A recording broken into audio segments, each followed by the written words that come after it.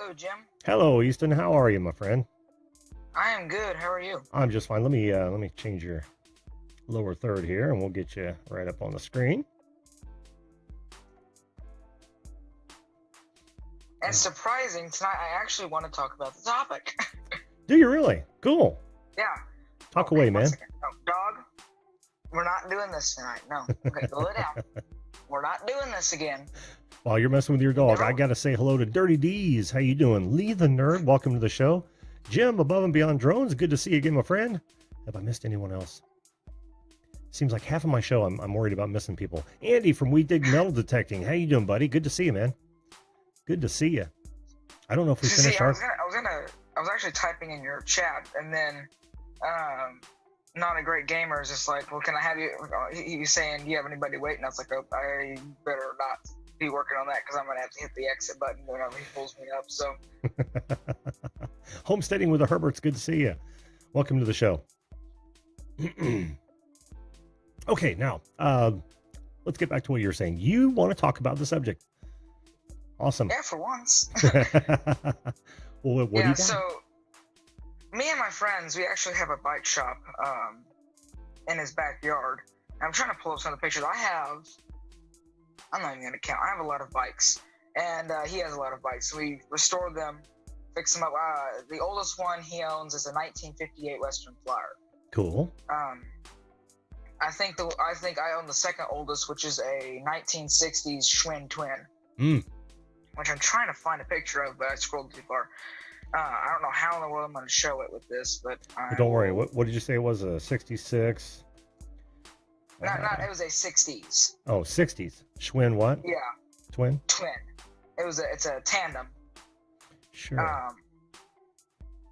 And yeah, so that's probably like the coolest bike that I have.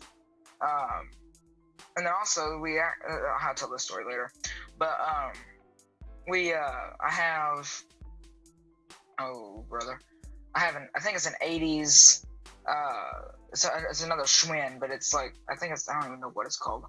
I believe it's from the 80s, but it's one of those that the handlebars look like a ram's horns. So like come out and they bend down. Yeah, that's what we used to typically just refer to as 10 speeds, honestly. Back in the day. Yeah, that's what it is. It is a 10 speed. Did yours look something like this? Yes, it does. Okay. The paint's a little bit more faded, and the seats don't have any color, but sure. That's what it looks like. Yeah, not an actual representation of the one he owns. No. Oh, I showed you a representation of it.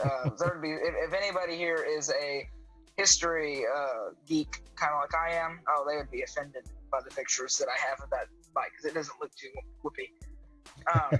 Yeah, and then I think that I have one other bike that's old. I think I only have 3 old bikes. Mm-hmm. I think, except for one that I might be getting from my grandpa. But I don't know. Oh, never mind. I'll talk about that later. But I have a bike that my son. Dog, go lay down, bro. I'm trying to talk here. Okay, thank you. That dog. He's trying to knock my camera over. But I have one bike. My Sunday school teacher gave it to me last year. It's the only bike that I have that's operational because it's the only bike I've had enough money to fix. Mm-hmm. So basically, it's an old Japanese bike. It's a Nishiki. I have no clue what model it is, but it's from Japan, and it is very old, and it's very cool. I love riding it because the thing is that bike is easier to ride than my mountain bikes in the lowest gears. Really? Because that bike, the way they built it, I love it. Because whenever you're whenever I'm on flatland or I'm going downhill, I put my mountain bike in the highest gear to go as fast as I can. Mm-hmm. I'm pretty sure I could beat my mountain bike on that. Wow. It's built just right. It's single gear, but it will, if you are trying to go fast, it will make you go fast. And if you're going up a hill, it's a little hard, but like it will get you up the hill. So it's like, I don't know. I mean, it is just perfect. The gears on it are perfect. Gear on it. Sweet. I love that bike. And I mean, other than the one time it tried to kill me, but other than that, it's fine. See, the pedals are lower than I thought they were.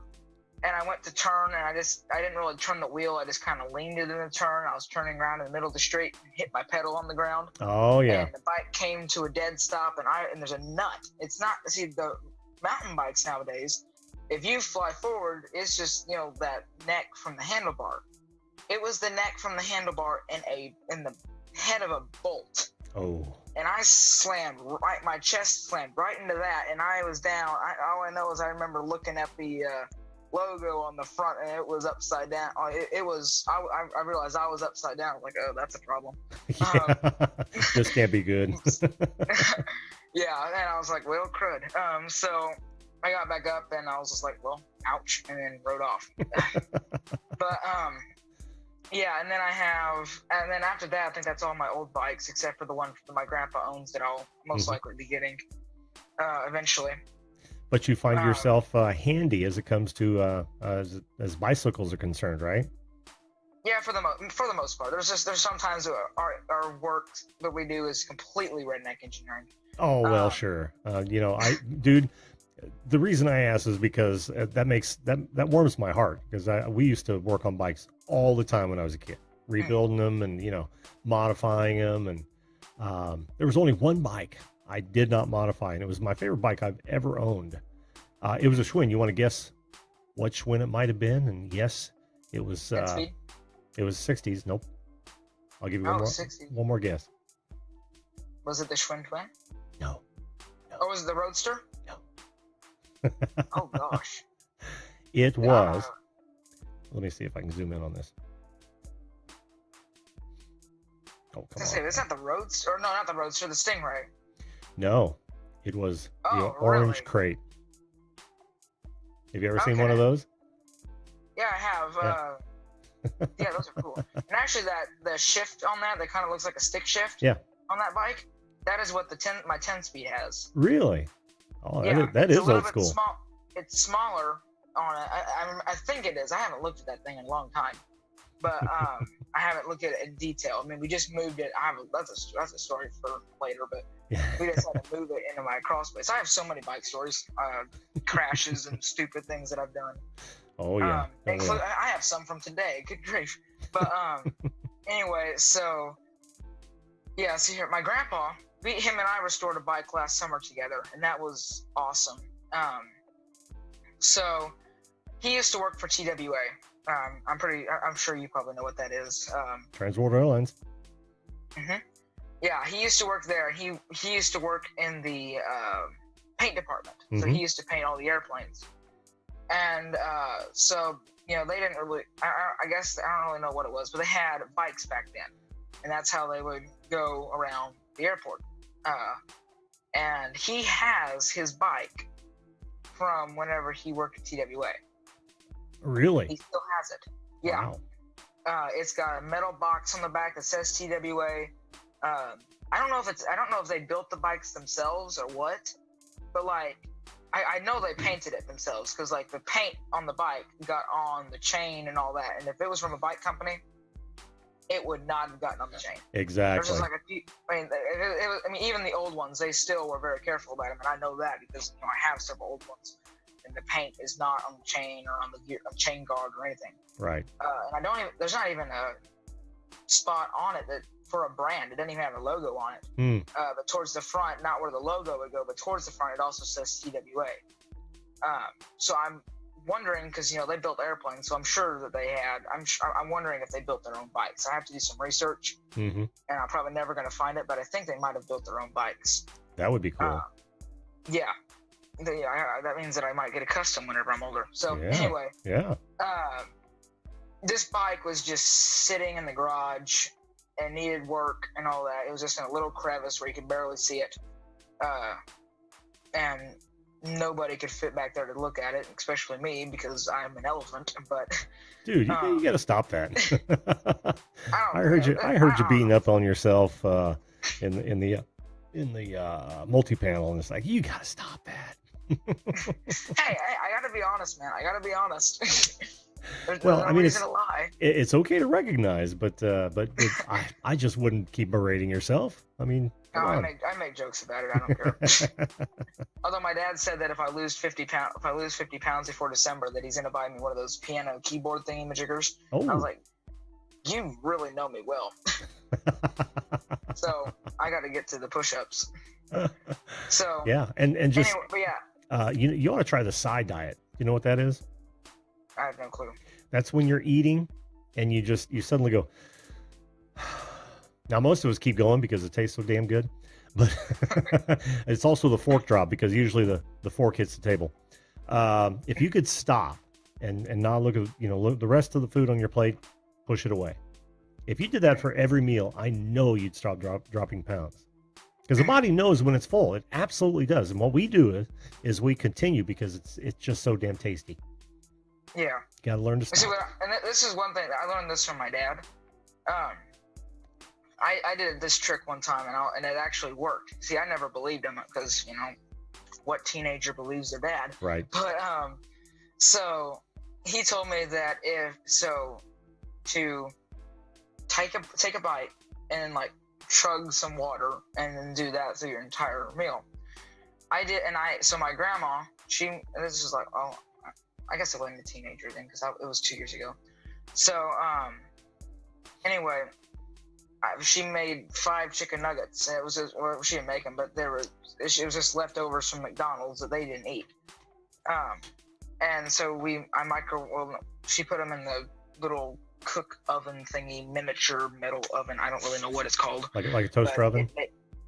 Yeah, I think that's what it is. I don't know. This makes things really good.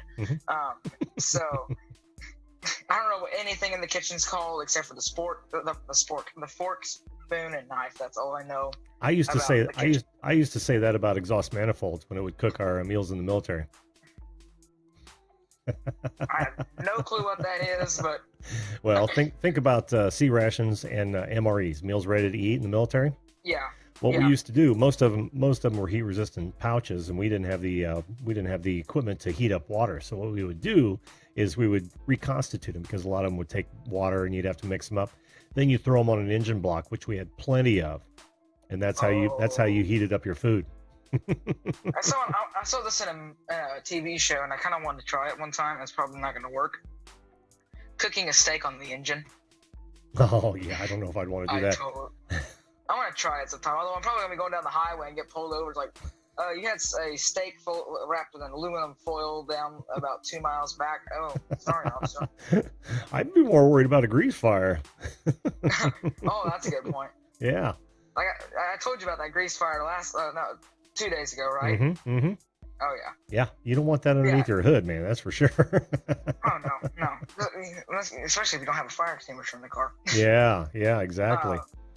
Yeah, like I was saying, my grandpa's bike from TWA, he rode hundreds of miles on that thing. Mm-hmm. Well, I had my mountain bike up there that weekend, and so my grandma, I let her borrow it to go up to the garden and go get some stuff, and it's actually built with a cargo rack, and I splurged with my very low amount of money, Mm-hmm. none, and I bought this cargo rack that can hold like 180 pounds.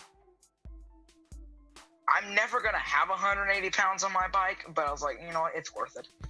So better to have and not need than need not have. One that can hold 20 pounds. Yeah, better to have and not need than need and not have. Yeah.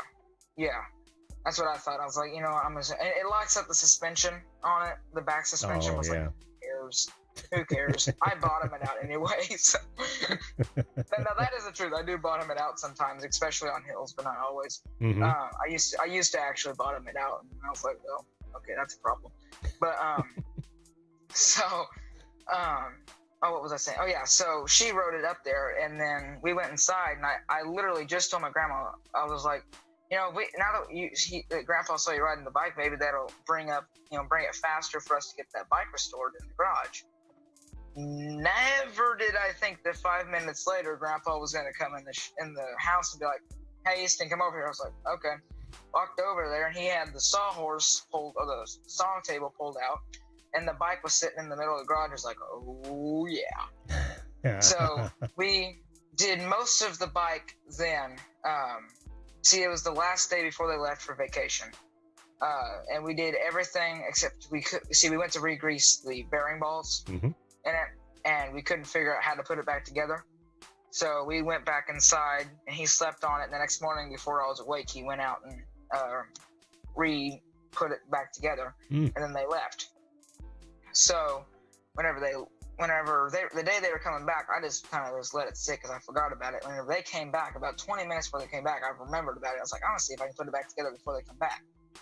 And I put the tires back together, and I didn't remember how to put the back brakes that are controlled by the pedals. Mm-hmm. I didn't remember how to put those back together. And there was just this random piece of metal. It's like, I don't know where that goes, but I'm just going to screw this together. And whenever they came back, it's like, well, you put it back together except for the brakes. So we fixed that real quick, and then it worked perfectly. Sweet. So yeah, I don't even know where the pictures are for that. But yeah, that bike's awesome. And then other than that, it's just mountain bikes that I have. I don't even remember how many of those I have. I have one that my neighbor gave to me, and I was an idiot and took the whole thing down to the frame. And the only thing left is the actual pedal, like the bar that holds the pedals on. Crank? That in the frame. Mm-hmm. And me and my other grandpa, we built this contraption out of an old, I guess it was a sawhorse or something. I don't really know what it was. Mm-hmm. We turned it into a bike painting station thing, where we just basically flip it over, and we found at Lowe's this stick, and it looks like something like a replacement, like on one of those push brooms. Mm-hmm. The pole, it looks like something to replace that, or Sure. screw onto a mop, except it's just wood. So Yeah. and we cut the top off of that and cut a hole in the board and glued it together and screwed it on. And then we can actually just slide the bike on with the hole for the seat pole. Sure. And so I got we sanded it completely down. And then I went in with spray paint and painted it. And then winter came. And I was like, well, crud. So I haven't worked on it since. I have about probably 20 coats of spray paint to still put on it. Not including the clear coat. Because, there's still scratches in it from whenever I made mistakes. I'm trying to cover them up. Yeah. And what I'm thinking about doing, I'm going to try to do at least 10 more coats. Because it's going to take a lot of paint to cover everything up. If that doesn't work in the areas where it's scratched, I'm going to go with the grain of the metal and sand it out, hopefully, and then repaint those areas. Because if I just cut out those areas, it shouldn't be too bad. Well, you could always get some automotive spot putty. That's a good point. Yeah, that would get the Thank you. Yeah, that and a small squeegee, and you just dab it on there, smooth it around the right all over the same level as the metal, so it fills in the scratch, and then you just take maybe some 220 or some 330 over it just to smooth it out when it dries, and then it'll take paint. You won't even see it. Yeah, that's a good point. It's a hell of a lot better than trying to respray everything. But yeah, thank you. I'll have to do that, and then I have to try to remember how to put the bike back together. It's been over a year, so they're all pretty much the same, so it shouldn't be that difficult. You'll pick it up. Yeah, especially if it doesn't have a tumbler brake, which is what you're talking about inside the rear axle. Oh my gosh, that's what the old tandem has too. Yeah. Well, they're not that difficult, really. They're not. Yeah, aren't they called disc brakes? No, they have disc brakes. If you see a disc on the outside of the I can find one for you. But if you see a disc on the outside, and there's a small caliper that squeezes on that, not around the rim. You've seen those. Those are just the scissor rim brakes, but they've got a small caliper on, and it'll just be a silver ring around about that size around your axle. That's a disc brake.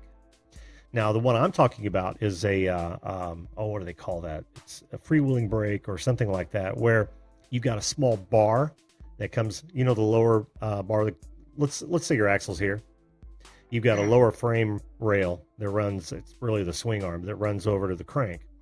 And you've got a silver bar that actually is attached to your rear hub, your rear tire hub.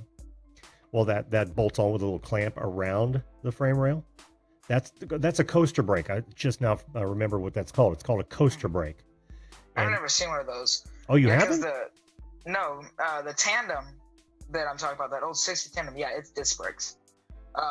And whenever and those brakes don't work. So whenever we go to fix those, see, I have several bike mechanic Facebook groups that I'm in, and I made a post in one. I was like, any tips for working on disc brakes? And I was like, don't, because supposedly you can chop your finger off. And I was like, oh, nice. So, well, that doesn't sound right. I mean, anything's fixable. Don't let everybody scare you away from fixing I have stuff. to find a way to do it without chopping my finger off. Yeah. Because I would prefer to keep all 10 fingers. Yeah. Well, I'll give you a great example. When we rebuilt the tractor, which is a 1960 Ford 971 Rocraw. Yeah, beautiful. In fact, I'll show you it in pieces in my garage, actually. Boom, there she is. Oh, wow. It needed it's that diesel. Looks like an old Farmall. No, it's here it is put together. That'll give you a better idea of how it looks today. Oh, yeah, that's a Ford. Oh yeah, yep, 1959 or 60. Unfortunately, the serial number is obliterated, so we can't see it. They put it right underneath the battery for some stupid reason, and then not only water, but anytime a battery would die and leak out on it, the acid would just tear it up. So we can't tell exactly what year it is, but most of the parts on it have 59 and 60 stamped on them. So we surmised that it was a 1960. At any rate, where was I going with that? Oh, that needed a new fuel pump. Where I needed a rebuilt one because it blown up on the inside, and they made rebuild kits. But when we took it apart, and I did the same thing because I'd never had one of those apart ever. So I read up on it, and everybody's saying, "Oh, it's got to be like hospital conditions to do this in, no dust, no specks, negative, air pressure, all that kind of stuff." Because if you get so much as a dog hair as you're reassembling that inside there, they said it'll just tear it apart. And oh, well, that's a problem, because if I have to do that, well, no. No, you don't have to worry about that. But for this one in particular, I was just like you. I vapor locked on it for a while. I was like, well, I don't want to jump into this and then screw it up royally, because you can't find one used for $500. And but I just thought, screw it. I just jumped in, rebuilt it, and it turned out to be so much easier than it was. And that's what you got to do sometimes. Just jump in and not worry about all the people who are pre-frightened, for lack of a better term. Oh, let me just say hello to some folks. Easton, real fast. I saw Tony from Viewed This jumped in. How you doing, Tony? Jelly Duck 100. Good to see you, my friend. Who else was it up here that I saw jumped in of late? Oh, Tech for Your Needs. How you doing, buddy? And there we go. All right. I'm sorry. So where were we? So, I have 2 more bikes, and actually have one other project that I forgot about to tell you, and then I think I'm done. But I have a few other stories after that, but I shouldn't. I may not. Well, we got to cut it short tonight because we're 7 minutes over. Yeah, so I'll cut it short. Okay. I'll try to, anyways. I like to talk, but I have a new tandem that I'm going to turn into a cargo. I'm going to put a cargo rack on it, just like the one I have already, and I'll be able to. I'm going to put 2 trash cans on it, and I'm doing what I have on my main mountain bike, and I'm going to where I can actually change the different types of beds on them. Put a flat bed, put one like my friend has, because we build kind of redneck, bike beds. Sure. So I plan on making it to where I can switch them out, and then I plan on doing the same thing on my mountain bike, which is an ozone. And I've got the trash can zip tied onto it, except some dingle dork decided to break my bike last year. Oh. So we were working on it, so it was sitting in the carport before we moved into the sheds. And they came and they cut the end of the brake cord off. So I still had brakes, but they cut the end of it off. And when we went to tighten it, not thinking, it unraveled up the whole line. So we went to replace it, and we put a new brake cord in, and I squeezed the brake, and it snapped inside of the actual lever. And I was like, well, crap. When you say by cord, do you mean by cable? Yeah, the brake cable. Brake cable. Okay. Yeah. I'm sorry. I'm not. I don't know. I'm No, tired. that's okay. That's okay. I just got But, lost on there for a minute. I'm like, bright bike cord. Yeah. Okay, now I'm with you. Yeah. So I have to bring it into a bike shop because at this point we're out of brake cables for it, and see they did the same thing to my friend's bike and yet somehow it survived, but mine it just is completely destroyed itself, and so it's been sitting in my backyard. Now the chain isn't on, which that's an easy fix. Yeah. Tires are flat, and it's just, ugh, that bike's a mess. And then one other quick story, and I'll be done in less than a minute, Sure. in 2 minutes. So, Relax. but there's this wagon. I'll try to show it to you. I don't know if you'll be able to see it or not. Yeah, okay. Yeah, you can see it, I guess. Yeah, we can see it. Is that an old radio flyer? Wagon, yeah. Oh, it's actually a 2010 radio flyer. Oh, okay. But so we had it full of walnuts, okay, and so it probably had more weight in it than it was supposed to. Mm-hmm. And one of the neighborhood kids who was hanging out with us, you see, we're not very popular, but whenever kids' bikes break down, like, they're all running towards us. So one of the kids, while he was waiting, he sat in the wagon, and the back axle fell off while he was sitting in the wagon. Nice. So we just kind of let it, fall apart. And then next summer, I was like, you know what, we need to do something to this. So I put $80 into that wagon. We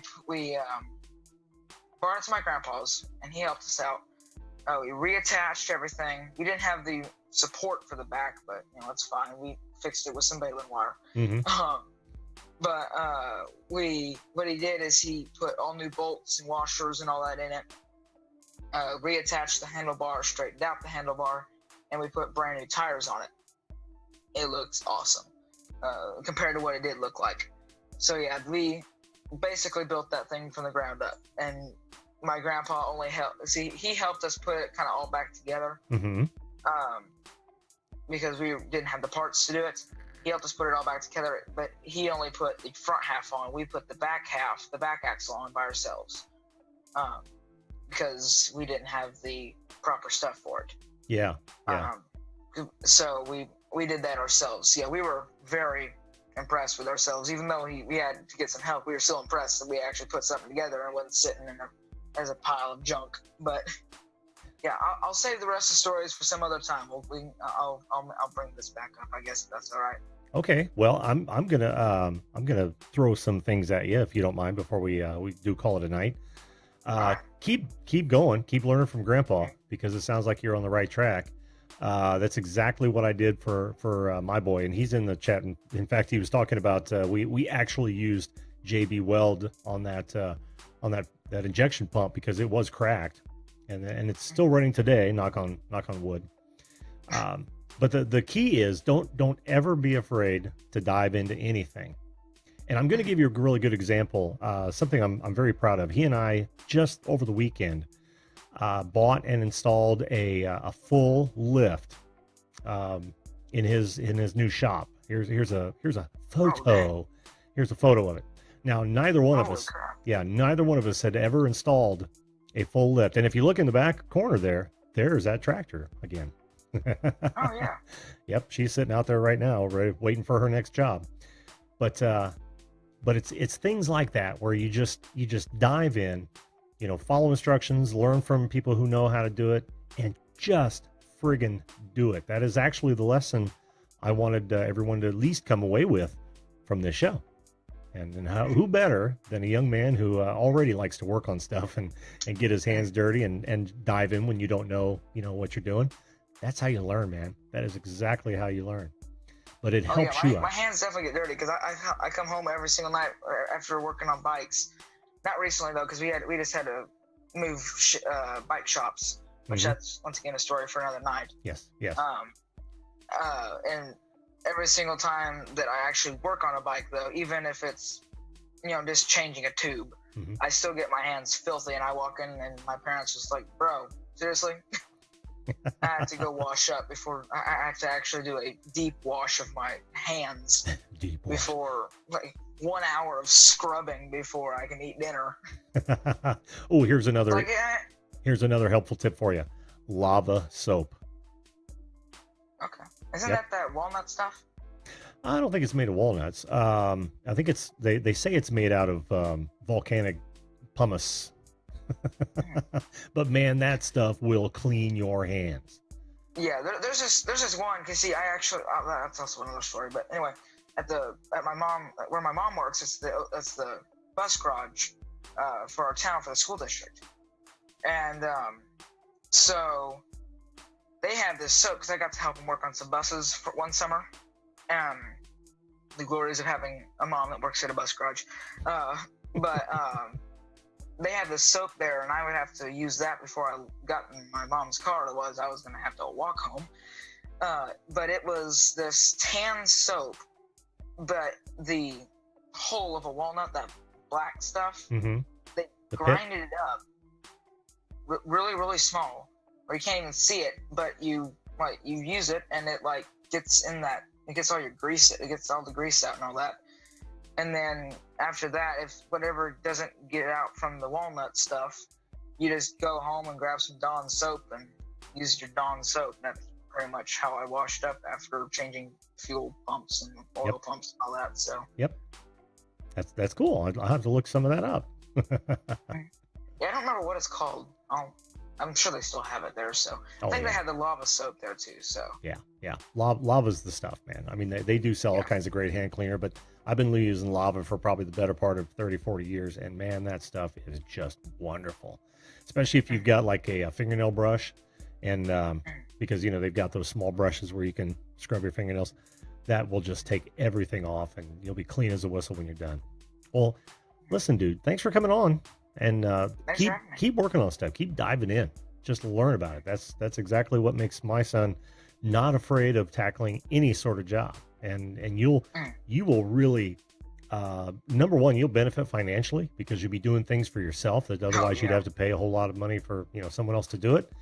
And I've already experienced that. Yeah, and just the pure satisfaction of being able to accomplish it for yourself. So keep doing it, buddy. You come closer to your stuff that you have whenever that happens. Although that also makes you a little bit more paranoid whenever there's a tornado warning.